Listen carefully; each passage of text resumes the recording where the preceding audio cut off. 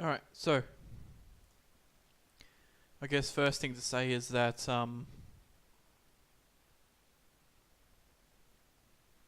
because of the nature of how I'm recording this, you're gonna see the the file name and this thing.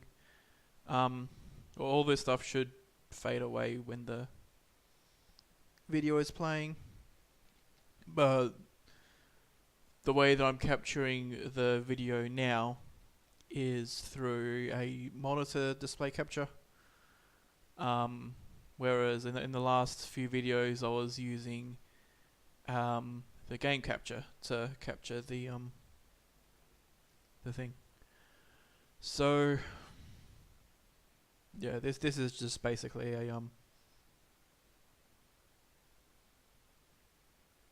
workaround, I guess. Um, with that out of the way, this video is going to be for the splits that I call Kellogg. It will entail Diamond City, Diamond City Blues, and Fort Hagen itself.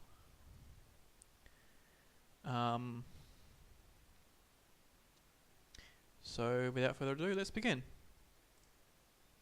So we ended the last video leaving Vault 114. So as you're waiting for Nick to leave the vault, you want to reload your gun and you want to make sure that you're facing in the direction in which you're going to run, which is to the south.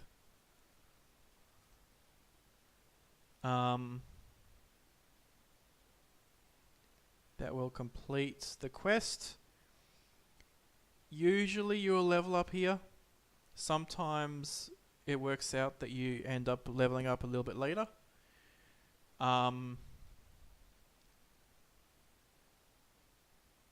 So Action Girl is a decent perk to get there. Sometimes I take Lone Wanderer there and then Action Girl.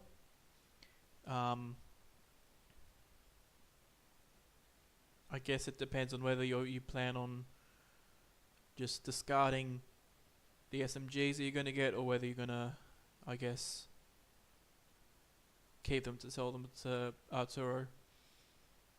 I do think that it's possible and faster to skip bartering with Arturo in this game. I'll pause it here so I can continue talking. I think it's so I think it's possibly faster to skip bartering and getting ammo from Arturo right here. And if if you're just starting out, maybe you want to buy ammo, buy extra ammo from Arturo, in which case it might be a good idea to get Lone Wanderer so you don't have to drop your SMGs. Otherwise, you can just drop the SMGs and then go from there. And then get Action Girl so that your running can be a little bit faster overall. And I stopped it here so that I could talk about a trick that happens up ahead, but not in this video because at the time of doing this speedrun, I had yet to implement Kellogg Key early. So, in fact, I'll skip back a bit because there is a bed. So the stairs to the left, you can actually see the cursor now. Up about here, there's like a little alcove, and there's a bed there that you can save in if you really, really wanted to. Because of how early in the run it is, how much time would be lost if I were to run all the way to sleep in the bed, and all that. If you are going to be doing Kellogg early, you probably are better off just swallowing the potential 2+ minutes of time loss from failing Kellogg early rather than going all out of your way to sleep over here. Plus, Kellogg early is purely luck. It's actually fairly easy to do. So I'll go. Alright, so right over here, exit power armor. So I'll show you generally what you want to do with Kellogg early. So you want to run to about here, turn to face the mayor, pickpocket him from that direction, and then try to get his key. If they aggro, tough luck. If not, you carry on. And I guess the first thing to point out is that your perception, your perception affects pickpocket chance a little bit, but not enough to warrant trying to get more perception. The pickpocket perk also would improve your chances, but all the perk points up until this point are very useful. In my opinion, it isn't worth getting pickpocket instead of action girl or lone wanderer for this situation. You're better off just swallowing the chance of failure. As another thing, the game will say that you have a 45% chance of getting the key, but I tested with 25 trials. If you stand over here and pickpocket the key, you will actually have about a 60% chance of getting the key. I suspect that's just a bonus that you get if you're behind the mayor while pickpocketing. If you try to pickpocket from this way, you don't get the benefit. So inside Diamond City, I'll be going over what to do if you do Kellogg early, and if you do not do Kellogg early. So then you enter here. That's a long loading screen. So if you're not going to be buying off of Arturo, which I might end up doing in the future, you would be running through this little alleyway. Otherwise, just go through here.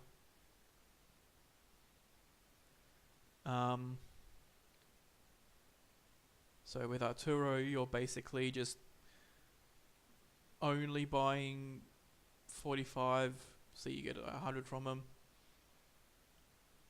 And you're only selling your SMGs and your, well, I happen to have that, the magazine and your 10mm ammo.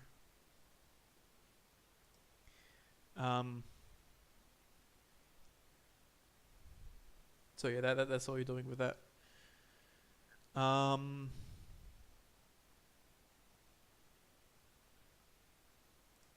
Yeah. So either way, you go inside here.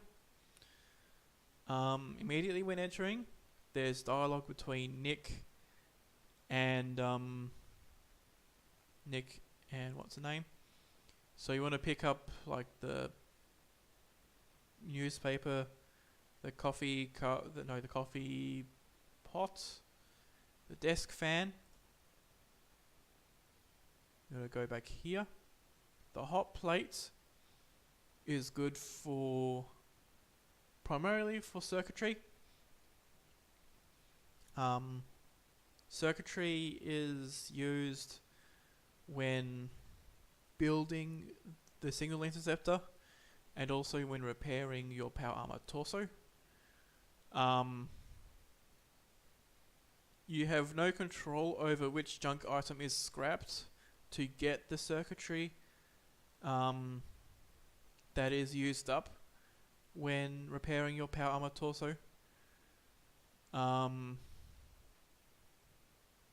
so, getting the hot plate makes the game less likely to scrap a military circuit board because there is something else for it to scrap, basically.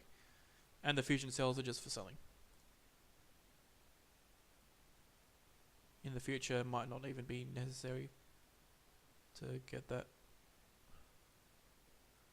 And then over here again, the coffee cups are used to build the generators to power the signal interceptor.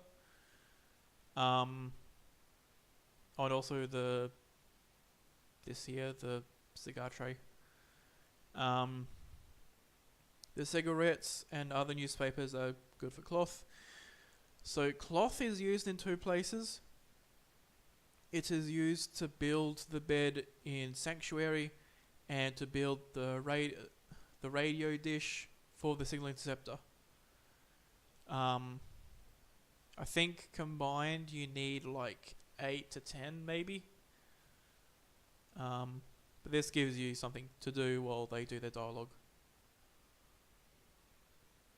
You might be able to skip the dialogue by bashing Ellie in the face, but that's safer and you get free stuff.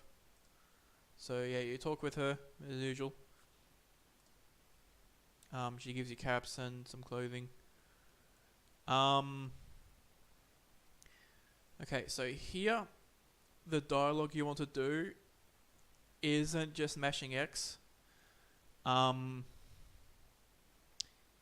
I think, if I'm remembering right, I think it's X, circle, X, X, circle, and then the rest are X. Let me see if I'm right. Yeah, so X. Okay, yeah, in that case I forget that it's that. Okay.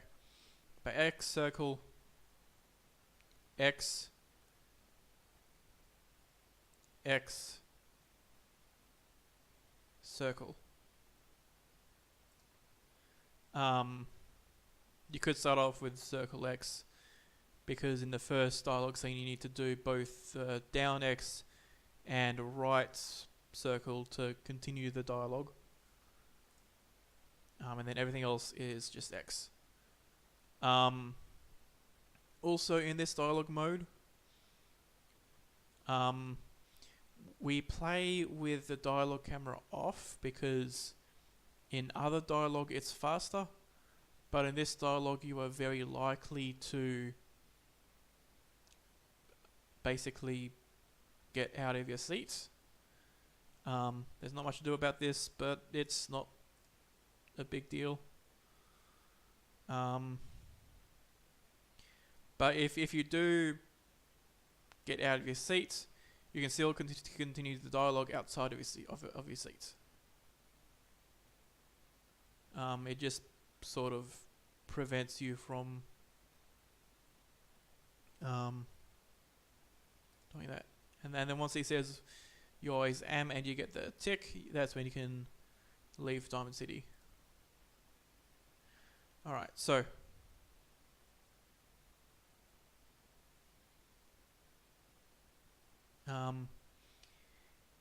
next thing we're going to do is run to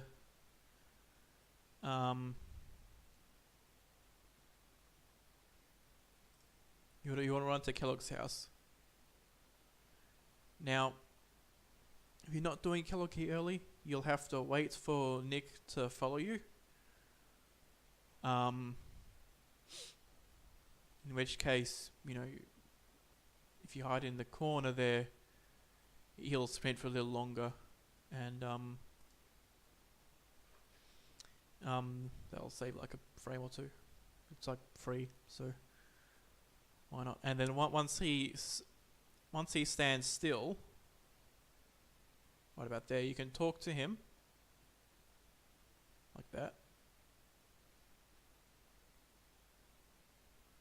There we go. Okay, you can probably talk to him right away. And then he'll try to unlock the door. If you have done Kellogg key early, just run to the door and enter. Alright, so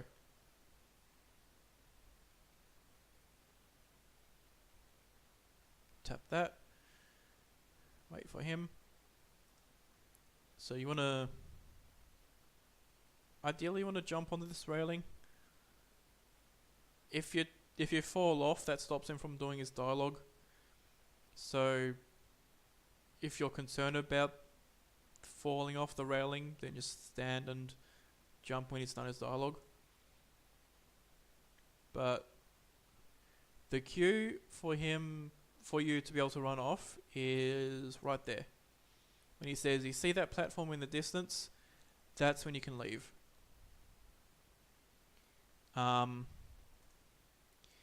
Now, if you have done Kellogg key early, immediately after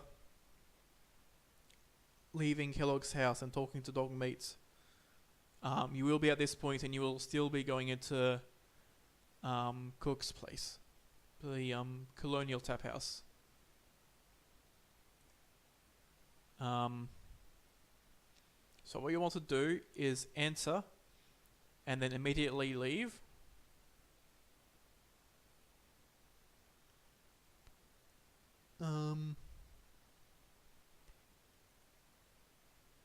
This basically causes the fight to finish immediately. And it also causes the other NPCs to leave. And they leave when once you've done the dialogue with Paul. So with Pembroke here, Paul Pembroke here, it's X, X, X, square, square. Or in other words, mash X until tough situation, and then mash square. So X, X, X, and then tough situation, so it's square, and then square again. Now,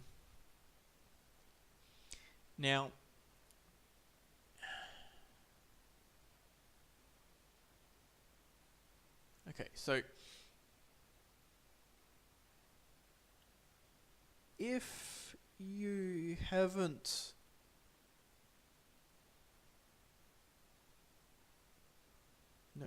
whether or not you've done Kellogg key early,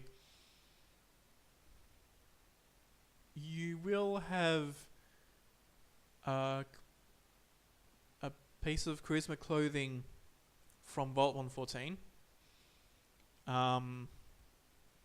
Ideally, you would put it on before entering the tap house. With Kellogg key early,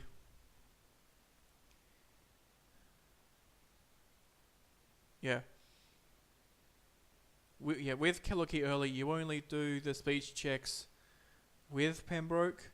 Without Kellogg key early, there is another speech check with the mayor.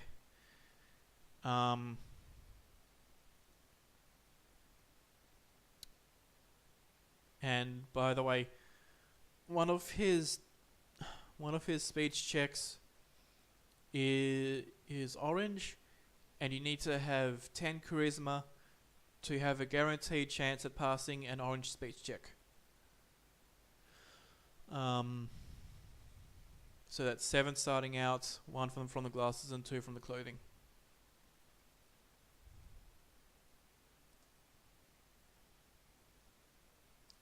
So then once you've done that dialogue fully, you need to wait for 4 people to leave the tap house before entering. Otherwise, you'll have to wait for them to leave while inside, which is slower. And you need Nelson to leave before you can continue the quest. So 1, 2, 3, 4.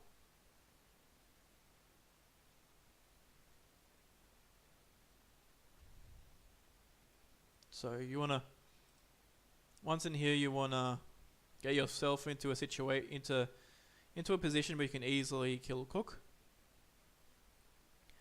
Um,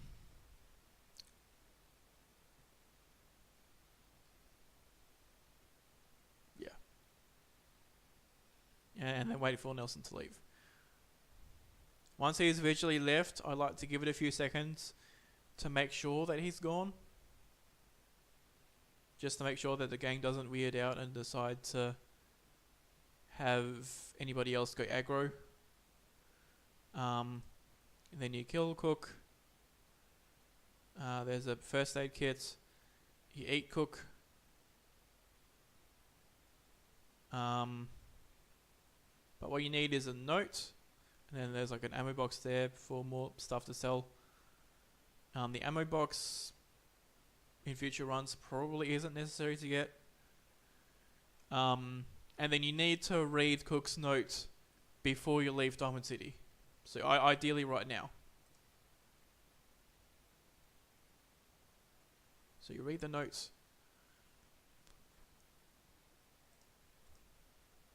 Okay, so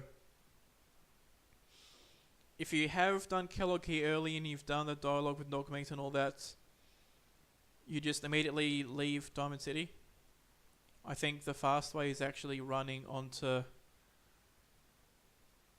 the elevator.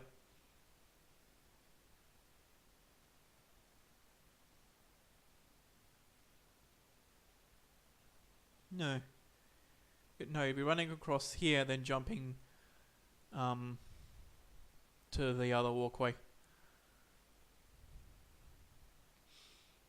But without Kellogg early, you want to go at the elevator.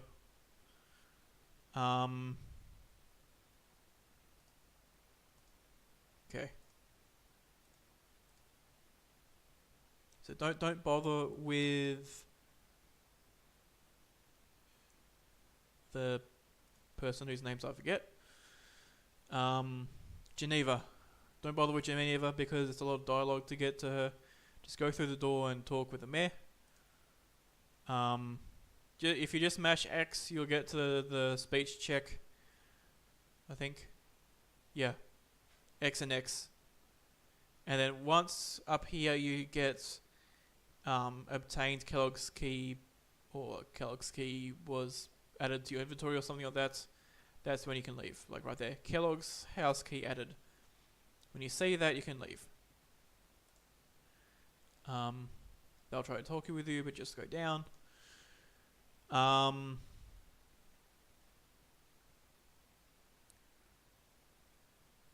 So do not be tempted to try to jump down unless you're basically at the bottom of the elevator ride, because the lethal drop on the elevator is lower than you think.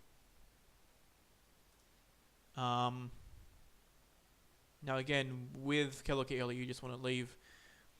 Without, you're going to go back up those steps.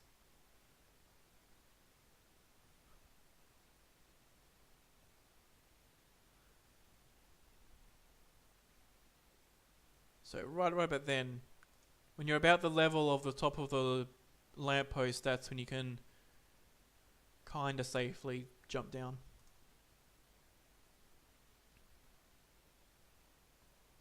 And then right here, we just bash Kyle in the head and then run off, which causes the Diamond City mayor to shoot him, killing him so that he isn't going to, kill us or anything like that. Obviously make sure you attack this guy and not this guy, because if you attack this guy, everybody will kill you. And then you carry on. The reason why you make sure that he gets killed is so that when you return here way later in the game, when you go to reprogram Travis's radio, in the Weirdy Regret split,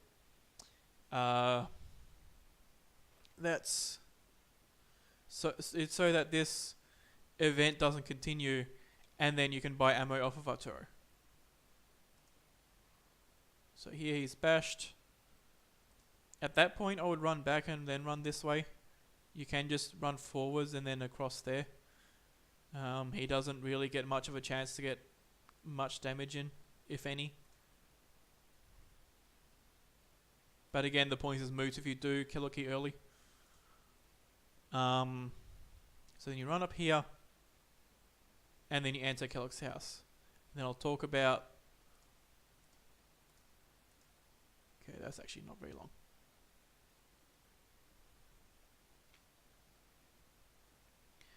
Okay. So if you have done Kellogg key early, you will have run straight from Nick's house to Kellogg's house. You'll just straight enter.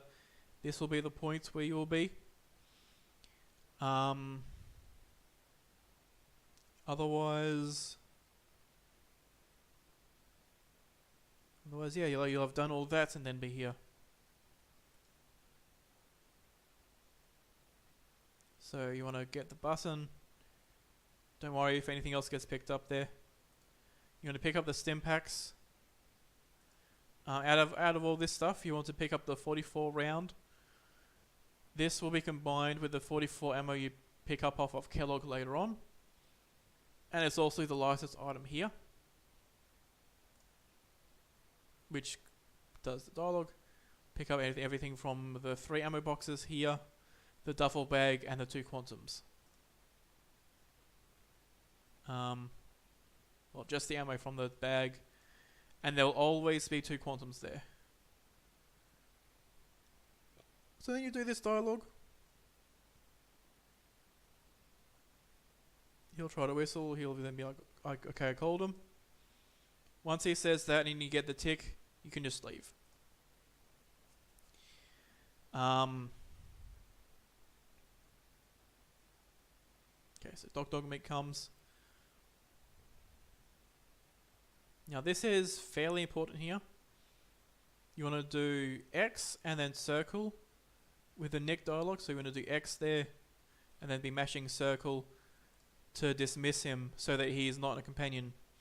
That is actually important beyond the Lone Wanderer perk, because I'll explain it later on. But it does come, making sure that he's not your companion comes into play later on. So then you finish that, you do the animation with Dog Meat. Then there's actual dialogue to do with Dog Meat. You'll get a thing. I think any of these do, you'll just do X. And then once you see getting a clue and the XP and all that, that's when you can leave. Otherwise, otherwise Kellogg won't be at Fort Hagen.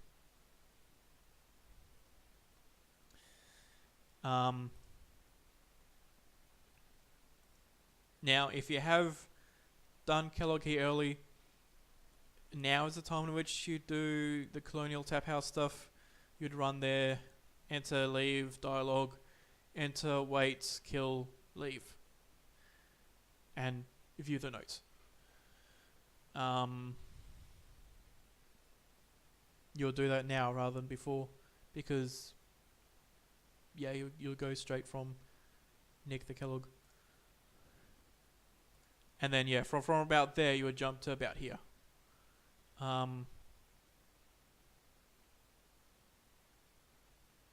The only run that I've done that successfully did Kellogg early, I did run all the way around.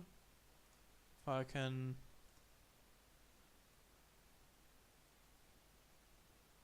show it. Yeah. So I ran all the way down here and then up. But I think you can make that jump. And then you just leave. Oh, you'll also likely level up. So out of Lone Wanderer and Action Girl, whichever perk you haven't got yet, you get that perk. And then from this point, at least with the route so far, don't worry about perks until you've gotten the perception bobblehead after talking to Preston, which will be much later on. That is at least with the current routes. It might be an idea to rescue Preston earlier on, immediately after getting the power armor. In which case, in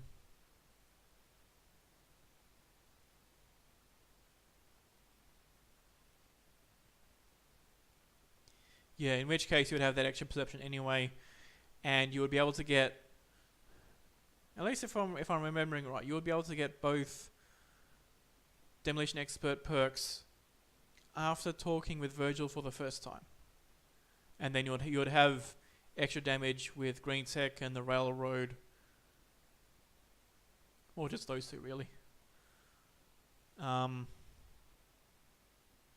Museum of Freedom itself, I guess, but that's quick enough anyway. So you do that, and then you leave.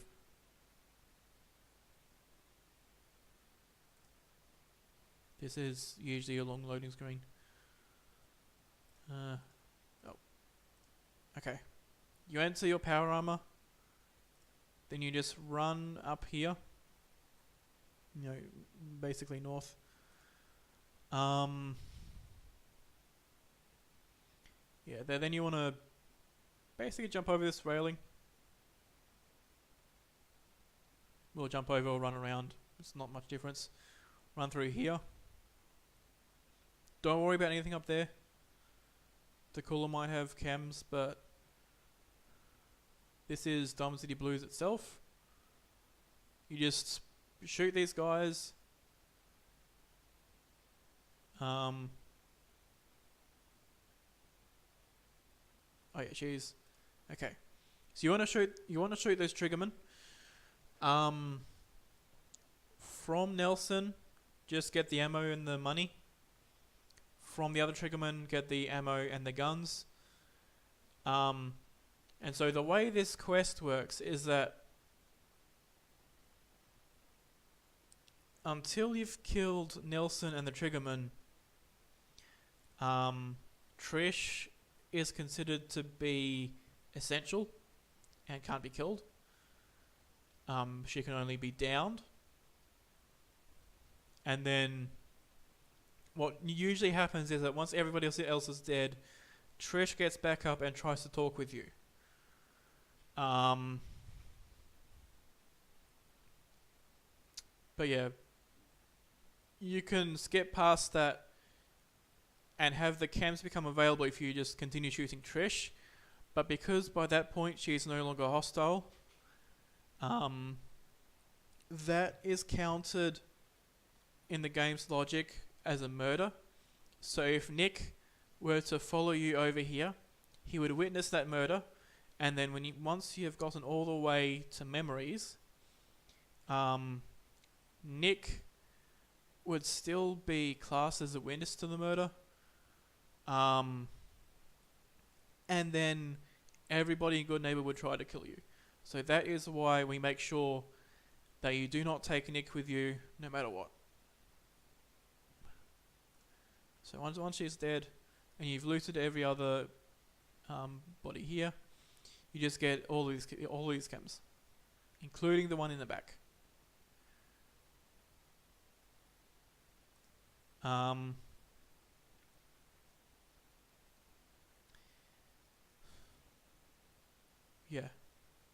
You get all the chems. Okay, so you run through here, keeping on this level. Okay. So about here, you want to jump over the railing.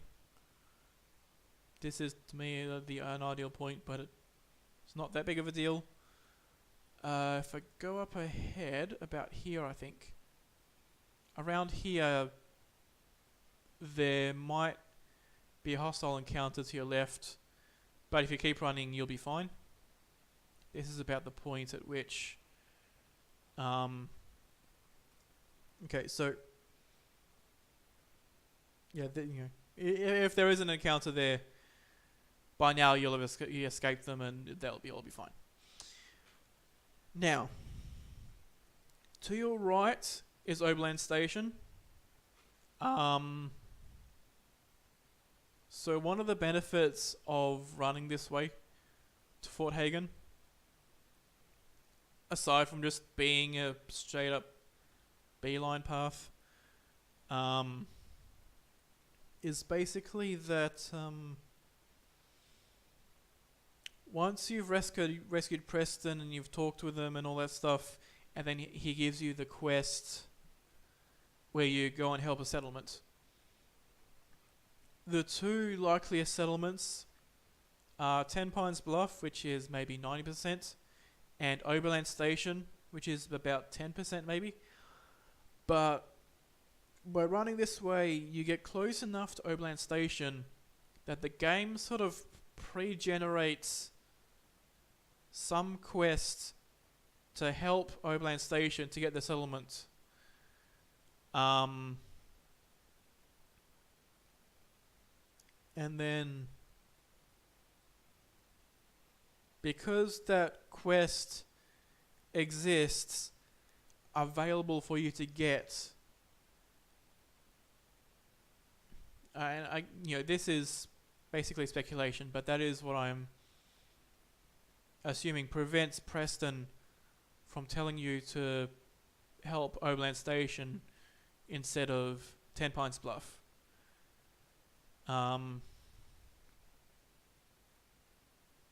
So that's a benefit to running past here. But if you didn't run past here, you're not that likely to get Oberland Station anyway.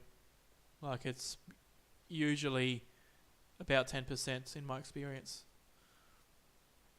Now, there's another thing. There is a radio tower here. You ought to run straight for the radio tower. So right over here, right here is a Downs Protectron.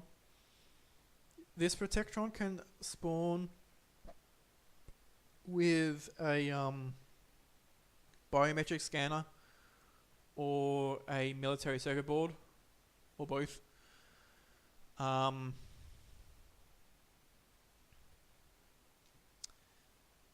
So it's good to check.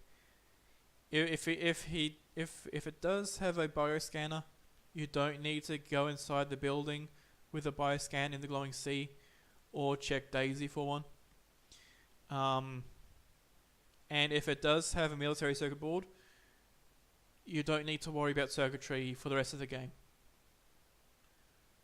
apart from the other military circuit boards later on.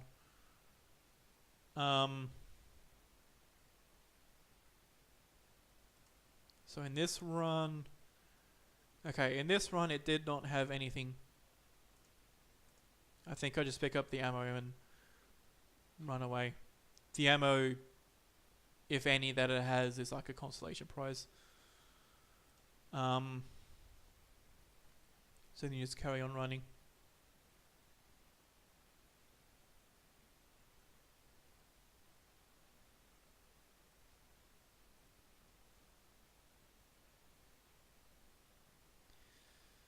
Alright, and then you just run through here. You go across this bridge. Obviously you really don't want to fall off, because the way back up is really long if you can get out of the water. You run through here. I'll skip forward because I don't think anything here is that important. Just run through here, run up there. When you see this thing, just run that off ramp there. Once you see that off ramp there, just run in that direction a bit, sort of parallelish to the road, and then get onto this road, and this road leads you to Fort Hagen. So let's get forward a bit, back a bit. Okay. So yeah, running to Fort Hagen, you want to run this way around the boom gate rather than running on the other side of the building. It's not a big deal, but it's like a second or two, so it's good to do. Don't worry about these turrets.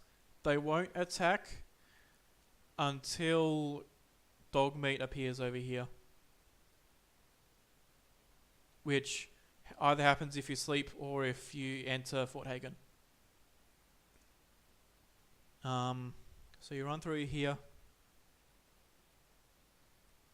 You're going to run down here.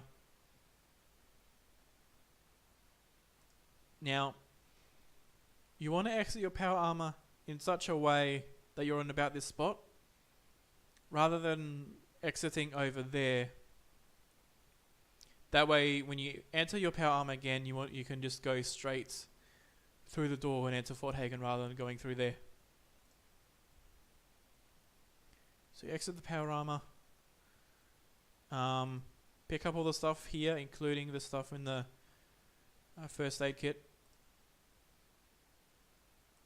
So there's Daddio there, but that's whatever. You're basically just getting any buff out or jet or whatever. Just like with the settler, pick up the ammo and the caps and then eat. Alright. And then immediately after going to the chem station, first thing you want to do is craft 30 buff tats, exactly 30. Don't worry about doing half of your buff out, half of your men tats. Just do 30. Or actually what I do is I do it until I have 30 left. Until the number is 30. So sometimes you might have 31, but that's nothing to worry about. But this is the point at which you want to go all the way down to 30. You want to be sure that you get down to 30, because if you do any more, you'll end up with less psycho buff. And then you want to go down to psycho buff and not psycho jet, because at this point, if you craft the psycho buff, you can just craft until the buff out is used up. And doing it psycho buff and then psycho jet, it just makes it simpler to do. You don't have to think about making sure that you don't use up too many of either chem. So you do all of this, and then the psycho jet.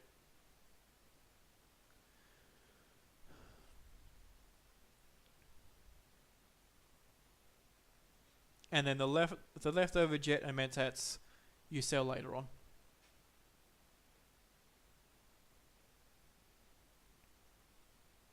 Okay. Sometimes I use the pip. Sometimes I use the pip before entering the power armor, but doesn't really matter. So on PC, you want to bind buff tats, psycho jet, and psycho buff to whichever key is convenient. The way that hotkeys work on console is what you do is, you use the D-pad, which brings up the screen and immediately highlights whichever slot is immediately in that position. And then you can tap left, up or right 1 or 2 more times to reach the other 6 hotkeyed items. But we don't hotkey other items in the current route.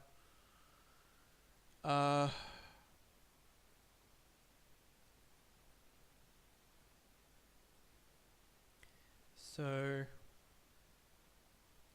yeah, basically on console, you only want to be hotkeying stuff to down, up, left, or right. The way I do it is I keep down as Stimpaks because it's already Stimpaks. Left and right are Buff Tats and Psycho Buff. The order does not matter. And up is Psycho Jet. And that's because doing left and then right to take both Psycho Buff and Buff Tats is fairly simple. On PC, you want Buff Tats and Psycho Buff to be two keys which are easy to press. And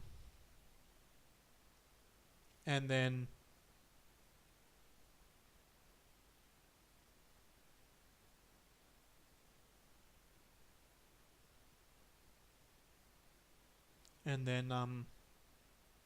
Psycho Jet in whichever other key is easy to do. By this point, you probably... Actually, yeah. By this point, any other hotkeys that you might still have... Actually, they'll be overwritten anyway.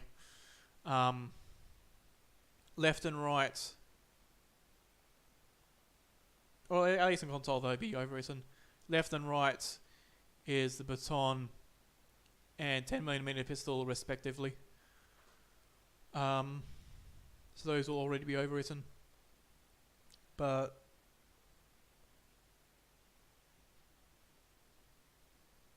I'm not sure what numbers those are on PC.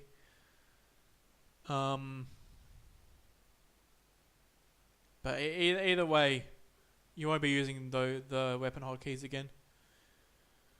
So yeah, I haven't done actual runs on PC, but what I would guess would be a good idea would be Buff Tats and Psycho Buff on 1 and 2.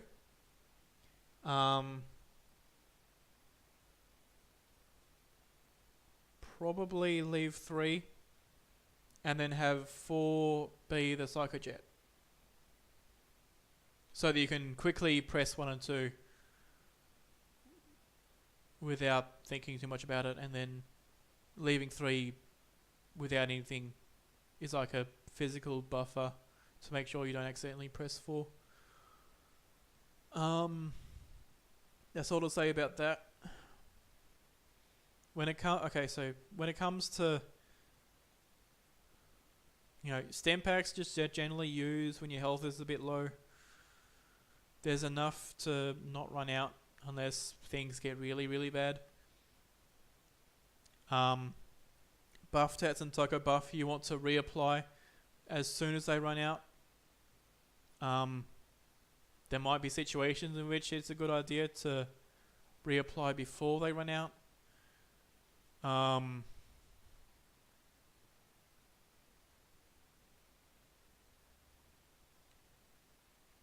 Actually, there's just primarily there's just one spot in which you want to be certain to reapply those chems. The other times you're either in a safe spot or you're in power armor, so it's not as big of a deal if you spend a few moments without Buff Tats and Psycho Buff. And the Psycho Jet, each use is either situations in which things get sketchy or you might take damage. Psycho Jet makes you a bit slower in real time, but it massively slows down the game processing time. So if there are enemies in your way and you want to run past them, and you don't want to take too much damage, you can jet and then run past them without too much difficulty.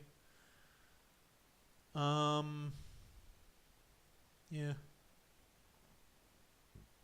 And then there's a few other spots which I will talk about when I get there.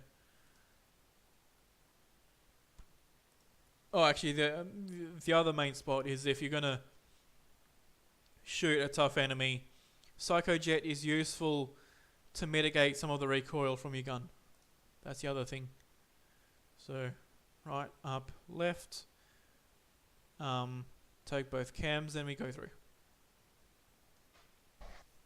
And then most of Fort Hagen is just running straight through.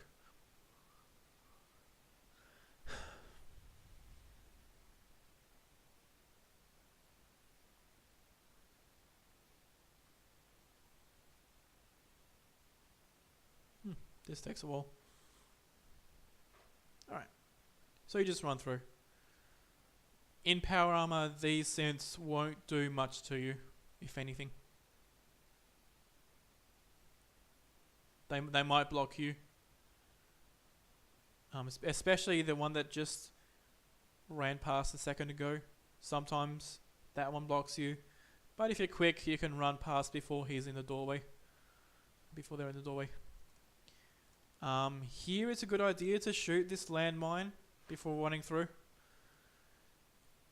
Basically what that does is it means that you're removing the risk of the turret shooting you, missing, but hitting the landmine right underneath you, killing you, basically.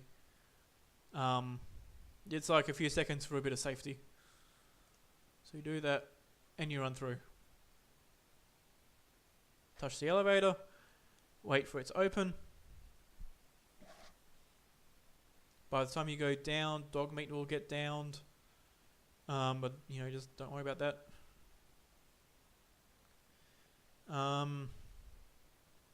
And you run through again. Don't worry about that trap. The machine gun turret will always be Mark 1. So, well, this one and the other one in the speedrun will always be Mark 1. So, it's nothing to worry about. Like high levels, they can be like Mark 3 or Mark 5, which are very dangerous, but if it's Mark 1, not dangerous at all, just run past, no need to worry. What I do there is I run up to the door, open it, run back and run forward, just so that I don't get caught in the door. That's it with that. Run through here. And this is the first cell of Fort Hagen.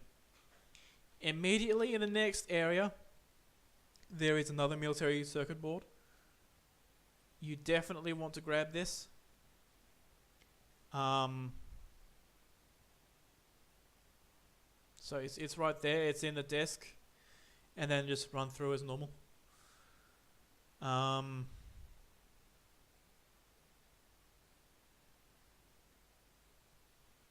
So run through here.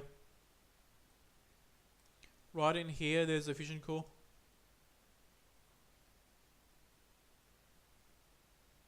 Okay, got lucky there and they didn't block me. If they do block you, just run back a bit and shoot them. You don't want to shoot enemies when you're right at them, because then the explosions will damage you as well.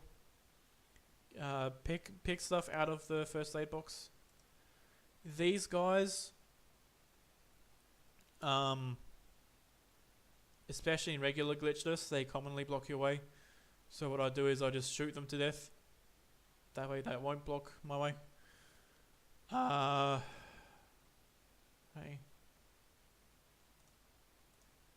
So it's maybe about 5 seconds lost from that, but you can, lose a bit more than that if you get blocked by them. So yeah, it just makes it a bit constant. And then this turret and then the next two turrets, you want to shoot like that, and then those two, because when you enter this room, it starts a dialogue with Kellogg in which he de-aggroes all the synths, but those turrets stay aggroed. And what you need to do is sleep in the bed for 7 hours to reacquire well rested, or to maintain well rested.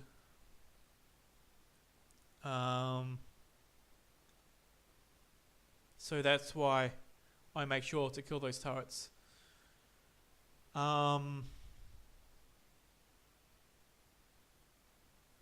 So yeah, then you run to the door and exit your power armor,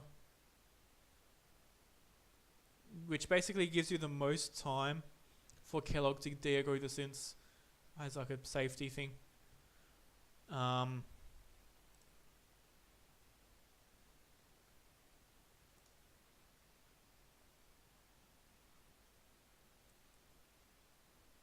And as you leave, you don't want to mash square to reload, because if you do mash square, you will open up the inventory of your power armor and grab out all the items in it.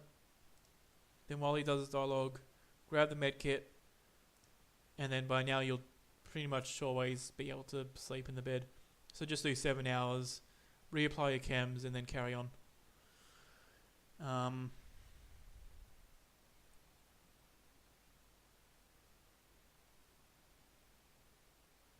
So both of those, enter the power armor. Now,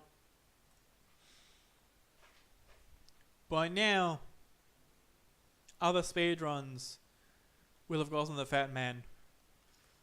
But it turns out that the Spray and Pray is capable of killing Kellogg and the course and all that stuff. The enemies that you would normally use the Fat Man for.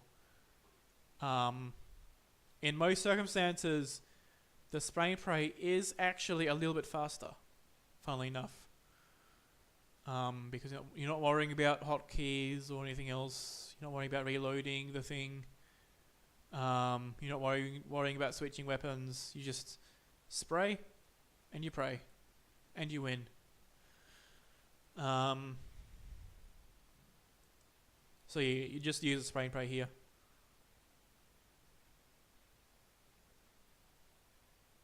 And then use that. So with Kellogg, you want to grab all the items. Well, except for his clothing, because that's 15 weight, and if you have that as well, you might have to drop it later on, which will be a bit slow. But just everything else.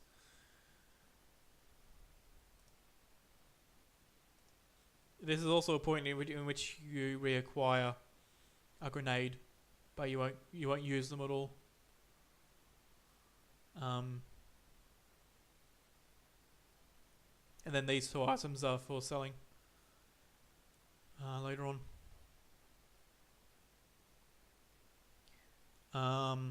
He also has stealth boys. He'll usually have 2 once you've killed them. Those are actually used in the final fight, so do make sure to pick them up. Then over here is another military circuit board. Provided you have ideal luck with a Protectron, you will have 3 military circuit boards now. Otherwise, you will have 2. You should not leave Fort Hagen with less than 2 military circuit boards. So you pick it up, you go into the terminal. Getting shot will cause you to cancel the animation, but make sure you get into it. Also, don't forget to read the access log. That's necessary for the quest. It won't continue if you don't read it. If you leave and you don't get the big animation with the Brotherhood of Steel, that means you haven't read the access log and you need to go back in. So do that, and then open the doors, and then leave. You might get stuck a bit there, but just leave.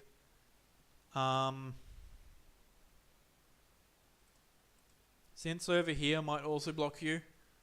If they do, again, just walk back a bit and shoot them. And then just run through here.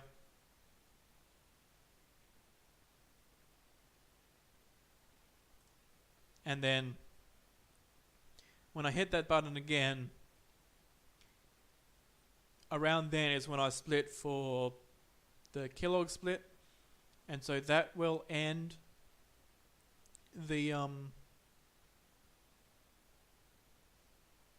that will end this video. But the last thing to say is that this synth that's chasing me with a baton, once he's made it into here, So if he has made it into here, just give him a bunch of gun bashes and he will go down. And he'll usually be down by the time that the loading is finished. But that is going to be everything for talking about this split. And I will see you in the next video. Okay.